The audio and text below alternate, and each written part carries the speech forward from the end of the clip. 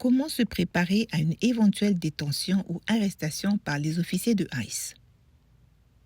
Cette vidéo explique ce que vous pouvez faire pour vous préparer à une éventuelle détention par les officiers de ICE et ce qu'il faut faire si vous ou un proche êtes arrêté ou détenu par les officiers de ICE. Il y a beaucoup d'informations dans cette vidéo et ces informations sont toutes vraiment importantes. Prenez le temps de regarder cette vidéo et partagez-la avec votre famille et vos amis. Avant de commencer, voici les 3 choses les plus importantes à retenir. Ne signez rien que les officiers de ICE vous donnent sans avoir parlé à un avocat à ce sujet. Sachez que les officiers de ICE sont autorisés à vous mentir. Mémorisez le numéro de téléphone d'une personne qui habite aux États-Unis et en qui vous avez confiance. Mémorisez aussi votre numéro A si vous en avez un.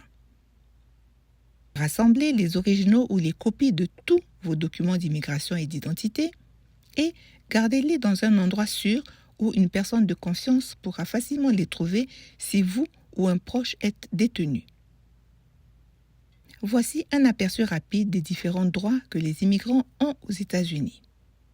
Notez que ces informations sont également largement disponibles en ligne. Consultez la section des commentaires de cette vidéo pour accéder aux liens et donc à plus d'informations. Aux États-Unis, le statut d'immigration correspond essentiellement au droit de bénéficier de certains droits. Aux États-Unis, le président est généralement responsable de l'immigration. Il existe des lois importantes sur l'immigration aux États-Unis que le président ne peut pas modifier. Mais les tribunaux d'immigration peuvent changer la manière dont ces lois sont expliquées et appliquées. Les droits des personnes sont variés et dépendent de leur statut d'immigration. Notez que ces statuts sont aussi variés. Si vous n'avez pas de statut d'immigration, vous avez le droit de garder le silence si un agent de ICE vous pose des questions.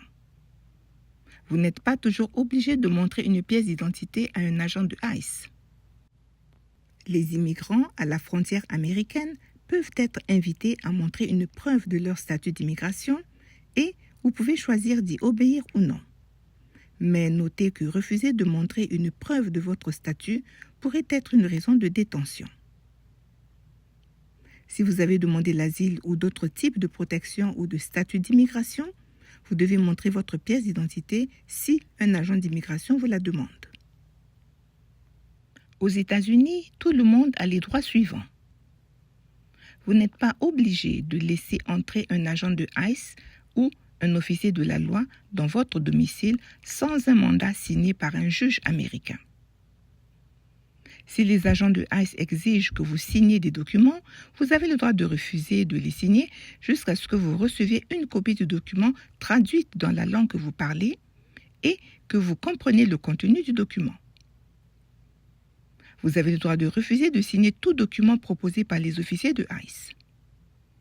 Notez que ces agents sont autorisés à vous mentir à propos d'un document. À votre lieu de travail, votre employeur peut établir une règle selon laquelle une seule personne, comme le patron par exemple, peut parler aux agents de ICE. Dans ce cas, le personnel devrait alors informer les agents de ICE de cette règle et refuser poliment de les laisser accéder à des zones privées ou à des éléments comme les ordinateurs, sauf si les agents de ICE sont munis d'un mandat judiciaire. Vous pouvez en savoir plus sur vos droits en consultant la section des commentaires de cette vidéo. Le gouvernement n'a pas le droit de violer les droits qu'une personne possède qui sont relatifs à son statut du moment. Mais les officiers de ICE et d'autres services gouvernementaux ne suivent pas toujours leurs propres règles. Donc, lorsque les agents de ICE ou ceux des services gouvernementaux violent vos droits, il est important pour vous de savoir quoi faire. Que faire lorsque vos droits sont violés? Sous l'actuel président des États-Unis, il ne s'agit pas de savoir si vos droits seront violés, mais plutôt quand vos droits seront violés par ICE ou d'autres entités du système d'immigration américain. En ce moment, la manière la plus courante dont le gouvernement viole les droits des gens est que les agents de ICE arrêtent et détiennent des personnes en utilisant des méthodes ou des motifs illégaux. Beaucoup de ces arrestations et détentions illégales peuvent être contestées par vous ou par votre avocat, mais il peut être difficile de savoir comment procéder. Pour l'instant, sachez que les avocats doivent respecter certaines règles légales qui ne leur permettent de prendre que certains dossiers et de demander certaines choses au gouvernement américain chargé de l'immigration. Et ces règles peuvent parfois changer du jour au lendemain. Si vous ou un proche êtes arrêté ou détenu, voici la chose la plus importante à retenir. Sauf si vous avez parlé à un avocat, vous n'êtes pas obligé de signer quelque chose que les agents de ICE vous donnent. Les agents de ICE utiliseront toutes les tactiques possibles pour que les gens signent des documents signifiant qu'ils acceptent leur propre expulsion. Ces officiers sont autorisés à mentir et à vous dire que le document est une bonne chose, alors qu'en réalité, c'est quelque chose de mauvais. Vous pouvez refuser de signer un document qui est écrit dans une langue que vous ne pouvez pas lire ou que vous ne comprenez pas.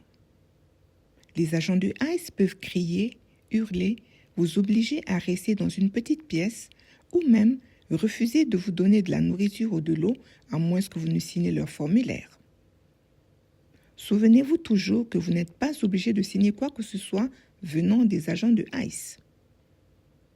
Vous avez le droit de refuser de signer jusqu'à ce que vous puissiez examiner le document avec un avocat.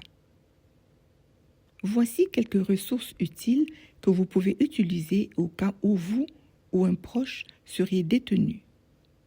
Tous ces liens sont disponibles dans les commentaires de cette vidéo. Premier lien.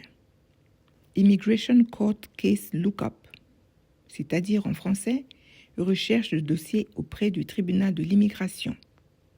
Ce site web vous permet d'utiliser le numéro A d'une personne si elle en possède un et le pays où elle est née pour consulter les informations les plus récentes sur son dossier d'immigration. Ce site est disponible en anglais et en espagnol. Deuxième lien, ICE Detainee Locator, c'est-à-dire localisateur des détenus de ICE. Ce site web vous permet d'utiliser le numéro A d'une personne si elle en a un, ou son nom et sa date de naissance, ainsi que le pays où elle est née, pour savoir où une personne est détenue par les officiers de ICE. Il est important de savoir que ces informations peuvent ne pas être mises à jour si une personne est actuellement déplacée d'un endroit à un autre ou si elle n'a pas encore été enregistrée dans le système ICE, ou bien encore si la personne est détenue dans un centre de détention géré par une prison américaine au lieu d'un centre de détention ICE. Lorsqu'une personne est arrivée et enregistrée dans un centre de détention officiel de ICE dans un autre État, elle apparaîtra alors sur ICE Detainee Locator, c'est-à-dire sur le localisateur de détenus de ICE. Si ICE détient une personne dans une prison ou un centre de détention géré par un État, vous devriez pouvoir la trouver en ligne en utilisant les ressources Department of Corrections, c'est-à-dire le site du département des services correctionnels de cet État. Voici quelques mesures que vous pouvez prendre pour vous préparer à l'avance au cas où vous ou un proche serait détenu par ICE. Rassemblez les copies originales de tous vos documents d'immigration et conservez-les dans un endroit sûr que quelqu'un de confiance pourra trouver en cas de détention. Il est préférable d'avoir les copies originales de ces documents, si possible. Il est également conseillé de porter avec vous des photocopies de ces documents au cas où vous auriez besoin de les montrer aux agents de ICE, tout en laissant les originaux dans un endroit sûr. Il est recommandé de garder des photocopies, c'est-à-dire des copies physiques de ces documents, plutôt que de les garder sous forme de photos sur votre téléphone, car les agents de ICE sont souvent autorisés à fouiller votre téléphone. Si un avocat peut vous aider dans votre affaire, il aura besoin de voir une copie de chaque document ou de tous les messages que vous avez reçus concernant votre dossier d'immigration. Si vous avez perdu certains documents, essayez d'en obtenir d'autres copies pour les garder avec vos papiers. Un autre bon conseil est que si vous pensez entrer en contact avec les agents de ICE ou du gouvernement, informez-en quelqu'un en qui vous avez confiance et indiquez à cette personne à quelle heure cette personne doit s'attendre à ce que vous la contactiez après votre rendez-vous. Faites des copies de vos documents d'identité et conservez-les dans un endroit sûr avec vos papiers d'immigration. Si vous êtes détenu, les agents de ICE prendront votre téléphone et tous vos effets personnels au moment de votre arrestation. Cela peut inclure des documents d'identité que vous gardez dans votre portefeuille, comme votre passeport, votre permis de conduire ou votre carte d'autorisation de travail. Après une arrestation ou une détention, les agents de ICE peuvent même parfois perdre ces documents. Il est conseillé de faire une photocopie ou de prendre une photo claire et bien éclairée de vos documents d'identité. Assurez-vous que les copies ou les photos se trouvent avec vos papiers d'immigration ou avec une personne de confiance, car vous ne pourrez pas accéder à votre téléphone si les agents de ICE le confisquent lors d'une arrestation. Assurez-vous que les copies des photos sont avec vos papiers d'immigration ou avec une personne de confiance, car vous ne pourrez pas accéder à votre propre téléphone s'il est saisi par les officiers de ICE lors d'une arrestation. Mémorisez votre numéro A si vous en avez un. Beaucoup de personnes qui ont eu des interactions avec les services gouvernementaux des États-Unis ou l'immigration américaine ont un numéro à 9 chiffres appelé numéro A. Techniquement, cela signifie alien number, en français, numéro d'étranger. Tout le monde n'a pas un numéro A après avoir interagi avec l'immigration américaine, mais vous pouvez vérifier tous vos documents d'immigration pour voir si vous en avez un. Ce numéro permettra aux avocats et à vos proches de consulter beaucoup d'informations vous concernant et sur votre dossier, ainsi que de localiser votre emplacement si vous êtes détenu par ICE. Mémorisez le numéro de téléphone d'un ami ou d'un membre de votre famille en qui vous avez confiance. Si vous êtes détenu, ICE prendra votre téléphone et tous les effets personnels que vous avez avec vous au moment de votre arrestation. Vous ne pourrez pas consulter les numéros de téléphone sur votre téléphone. Mémorisez le numéro de téléphone d'une personne de confiance afin de pouvoir l'appeler depuis un centre de détention. Si vous ou votre famille avez un avocat qui vous aide dans les détails de votre dossier d'immigration, mémorisez son numéro de téléphone. Même si votre avocat ne peut pas vous aider pour votre cas de détention par ICE, il est toujours préférable d'appeler un avocat et de l'informer que vous êtes détenu et où vous êtes détenu. Vous avez toujours le droit de parler à un avocat avant de répondre à toute question posée par les officiers de ICE ou la police. Les officiers de ICE agiront comme si vous n'aviez pas ce droit. Il vous appartiendra donc de rester fort, tenace et de refuser de signer quoi que ce soit qu'ils vous donneront sans avoir parlé à un avocat. Commencez à rassembler des documents qui montrent que vous êtes une personne de confiance et que vous avez des liens profonds avec votre famille et votre communauté. Si une personne est détenue par les agents de ICE, il faut savoir que ces agents commencent généralement une procédure judiciaire pour essayer de déporter la personne. Cela peut être un processus long et les agents de ICE essaient de forcer tout le monde à rester en détention pendant toute la durée nécessaire au déroulement de l'affaire. Une personne en détention de ICE peut demander à un juge l'autorisation d'attendre sa date de procès en dehors du centre de détention. Cela s'appelle payer une caution et c'est le même concept que le bail aux États-Unis. Le juge peut fixer un montant d'argent que la personne doit payer. Si la personne paie cet argent, elle peut être libérée du centre de détention de ICE et attendre sa date de procès à la maison avec sa communauté au lieu de rester en détention. Cependant, ce processus est attaqué par le gouvernement et les règles changent rapidement et fréquemment. Payer une caution peut ne pas être une option pour de nombreux types de cas d'immigration. Pour qu'un juge accepte de libérer quelqu'un sous caution, ce juge doit être convaincu de 2 choses différentes.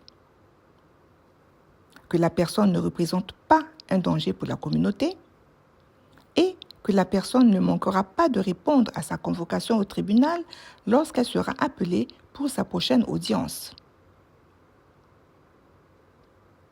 Pour montrer ces 2 choses, les familles peuvent commencer à rassembler des informations et des preuves qui démontreraient à un juge la preuve de ces 2 éléments. Voici quelques exemples. Une lettre de votre employeur expliquant que vous avez un emploi, que vous vous présentez au travail et que vous êtes une personne digne de confiance. Une lettre de toute organisation communautaire à laquelle vous participez pour montrer que vous êtes connecté à votre communauté et que vous ne partirez ni ne vous cacherez avant votre prochaine audience. Ces organisations pourraient être votre église ou d'autres groupes communautaires.